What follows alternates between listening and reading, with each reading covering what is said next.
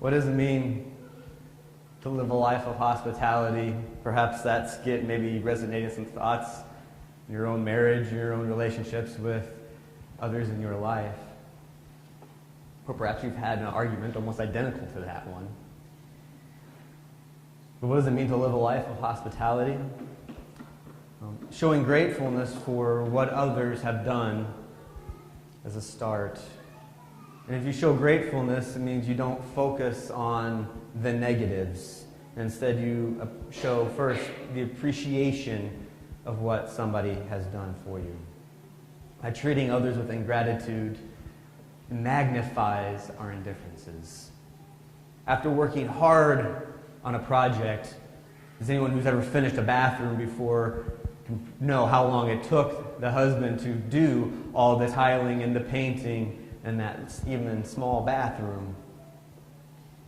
For his wife to have that response, he left with a clear understanding that it was a huge waste of his time, effort, and energy. Perhaps this was festered by an unrealistic expectation, which, of course, as you know, unrealistic expectations cause a lot of stress. The unrealistic expectation in this skit, of course, was that small, maybe an inch long scratch in the mirror. Anyone who's ever done a home project knows two things are always true about any project. The first is something will get broken, or if not, or the end result will not be the perfect result that you had thought. And secondly, the project will cost more and take longer than you thought. Having unrealistic expectations immediately reduces the stress level. Stress magnifies differences, and it puts a strain on our relationships. In verse 40 of today's gospel, but Martha was distracted by her many tasks, so she came to him and asked, Lord, Lord, do you not care that my sister has left me to do all the work by myself? Tell her then to help me. The word distraction here in verse 40 is perispato, and it has the connotation of being pulled or dragged in different directions. Does that describe your life? Pulled or dragged in many different directions? Perhaps you resonate with being too busy in your everyday life. Busyness stands in the way of doing what is most important. Spending time with family because you're always at work, busy. Perhaps you're busy playing golf instead of at worship. Busyness prevents us from truly being present with Christ. This distraction leaves no room for hospitality.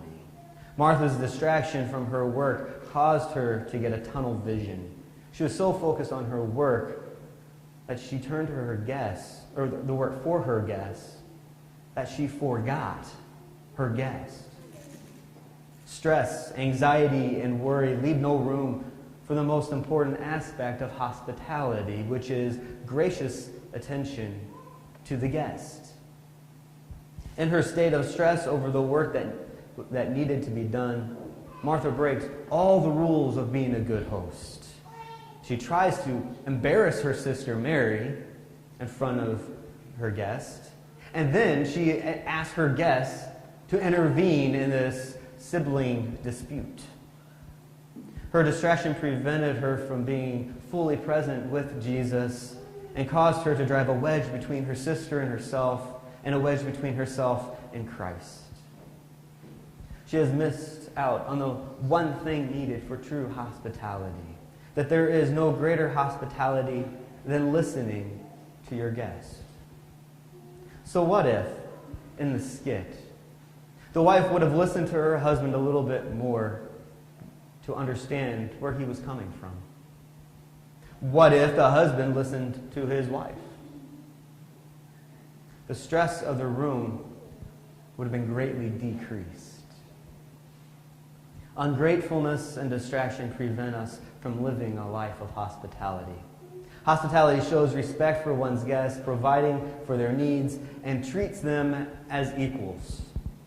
The wife in the video clearly did not treat her husband as an equal, as she would not listen to him, as she kept saying how he should call her father for help, and as she was focused on any flaw to prove her point that he needed help for.